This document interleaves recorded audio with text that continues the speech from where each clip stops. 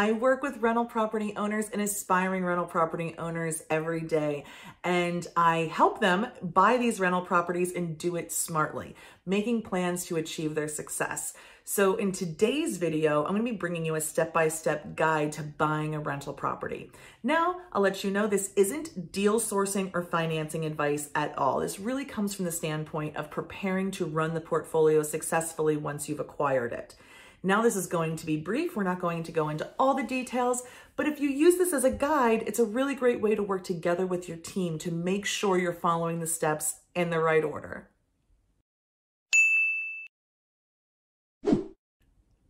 I'm Jennifer Rulins, landlord, educator, advocate, and broker at One Focus Property Management. In today's guide to buying a rental property, I'm bringing you the steps that you need to follow.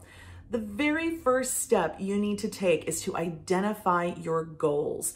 And so what do I mean by that? I mean, well, of course, we're looking at what your cash flow or net worth goals are. We're looking at your financing. We're looking at how you want to change your life with this portfolio. But we also need to be looking at other things, like how much time do you have to invest in your rental property business? How much skill do you have to invest? What kind of resources do you have to invest? So somebody who maybe has a lot of sweat equity available, somebody with skills and knowledge about how to make improvements to a property, they might be looking for something that's a little bit more run down, right? Because they can add value that way. Now, somebody who doesn't have those skills and abilities and has to pay retail for those services might be less apt to pick up something that is in really rough condition. So when we look at this and when I work with clients, I'm looking to see how much equity are you looking to invest? What kind of return do you need from that investment? And what are you comfortable with investing beyond just money? Is it your time? Is it your expertise? Is it your hard work and sweat? So what can you put into this investment to make it work? There's a lot of different product out there to suit all these different needs. We don't need to all be looking for the same rental properties. The second step to buying your rental property is really some of the hardest work. This is where you're going to be evaluating your target properties. And target properties are just properties that you're considering. So once you've made your search criteria in the last step, you now know you might be looking for a 2 to 4 unit that's in turnkey or next to turnkey condition that is mostly leased. You know, maybe that's your scenario. So when you're looking for that, you're going to be finding those types of assets, but you've got to look at so much more. So this step is really about touring those properties, looking at pricing, looking at condition, and running numbers. You'll hear people talk about running numbers. And essentially what running numbers is forecasting how that investment is going to perform for you. So you get some information typically from the seller about how the property has performed historically, but maybe you're going to make changes. Maybe you're going to change the floor plans, increase the quality of the building, change the leasing terms, change the services, make the building more energy efficient. So there's 1,000 different things that you could do that could change the way that property performs. And when you run the numbers, you're looking to see how your investment's going to perform, as best you can predict through those changes and into the future. And when you're running the numbers, you're seeing, hey, is this going to do what I expect? And if I don't see that it is, then maybe this isn't the property for me. This is a really challenging step for most rental property owners. It takes a lot of time and it's frustrating. And sometimes it's uncomfortable walking through rental properties that are occupied with people living their lives in them. It's just kind of an awkward thing that people don't love doing. So I find that a lot of people like to live in those numbers. But the truth is, while you need to pay attention to those numbers and really work hard at making sure they work, you need to get yourself into the rental properties and walk them and see what's going on. So it's a really labor-intensive step, but if you're investing properly, it's probably some of the hardest work you have to do in this rental business. The third step to buying a rental property is to get this property under contract. And I'm not going to tell you how to negotiate or anything like that, but the contract is the first step in your buying the property, a specific property. So you've maybe viewed the property, run the numbers, and decided that this property works for you. You've negotiated back and forth with the seller, and you now have a contract to buy. A couple of things I want you to see in your contract.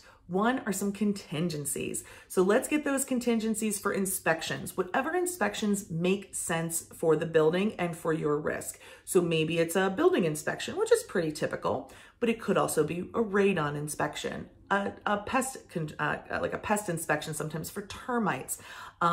We can have some different kinds of environmental inspections. So make sure the contingencies are in there so you can get out of this deal if those inspections reveal something that you weren't expecting or that wasn't disclosed. Another contingency you might want to have is on whatever kind of financing you're arranging. And again, financing can be really straightforward or it can be incredibly complicated. Make sure that you're protected. If you're not able to get that financing together, then you need to be able to get out of the contract.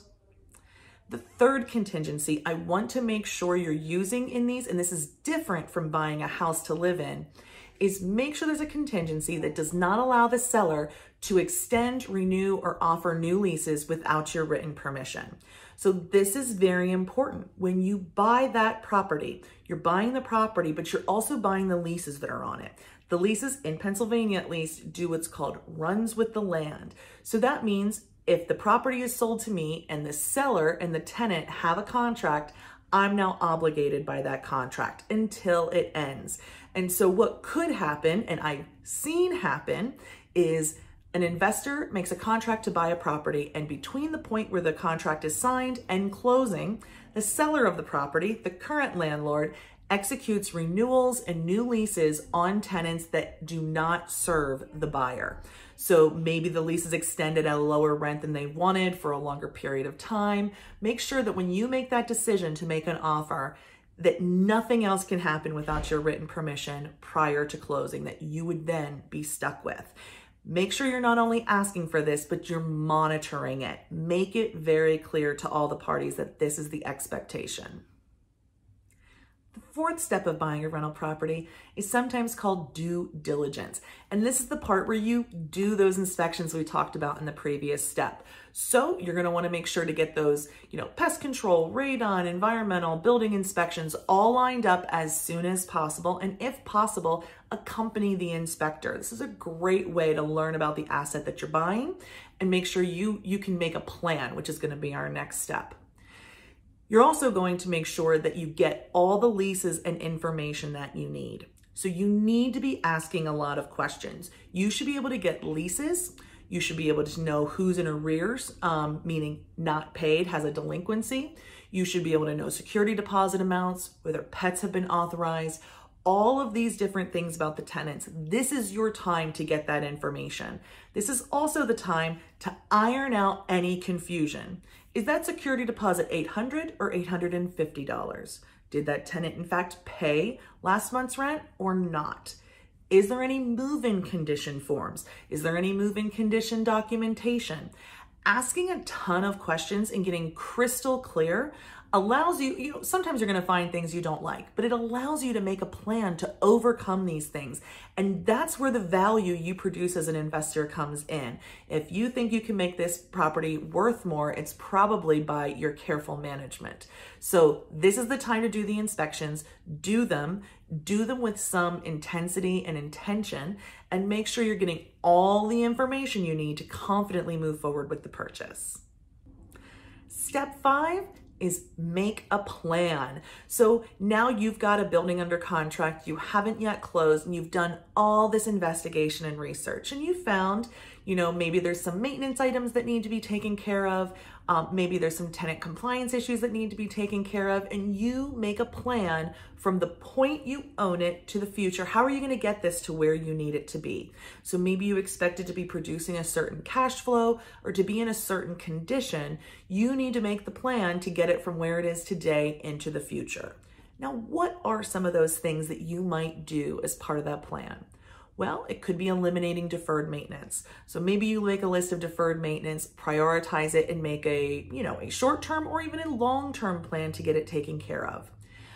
You would also maybe look at tenants whose rents haven't been adjusted in a long time. Maybe they have people or animals that aren't documented on the leases that they have. Maybe we need to do something about the utilities. Maybe the way the utilities are included and provided isn't working for your plan. So you need to make a plan to know how you're going to make those changes to get what you want done. Closing day is the most exciting day and the sixth step to buying a rental property. So let's talk about closing day. This is often a meeting where you sign a bunch of papers and you walk away with a nice big folder full of copies of loan documents maybe, and leases and different sorts of things. You leave with that. You should leave with the security deposit. So whether that's handed to you in a specific check or worked out as a credit or a debit on the settlement sheet, you want to make sure that those are transferred to you through either mechanism, and that you have all the keys to the property. If you haven't already gotten it, tenant contact information and the leases, you need those. So you're going to get all of this stuff at closing, and then effective then, you own the building. The next most important thing you need to do is reach out to any tenants that are in place. They likely know that the property is being sold, and they want to know, how is this going to work with the new landlord? So I encourage you to have something in writing, but attempt to pay them a visit or make a call as soon as possible after the closing, introducing yourself, letting them know that you have their lease, you have their deposit, and if you're aware of the move-in condition, that you have that gives them a lot of security. And let them know where and how to pay you rent, where and how to reach out to you about maintenance issues. And if there's anything you need them to know about how you're going to run this building, now's the time to let them know. Try to keep it light and try to keep it more introductory. We don't want to make this this meeting tense or full of conflict. We want to make it easy and an introduction, and if anything, a fresh start for the both of you. Buying a rental property is incredibly exciting. It's very intimidating, and there's a lot of advice out there about it. I hope you enjoyed this just quick basic 6 steps to getting this done and picked up a couple of nuggets that you're not going to hear anywhere else. I love making these videos for you. I hope you enjoy watching them. If you do, be sure to subscribe. You'll get these in your feed then every time I post one. Have a great day.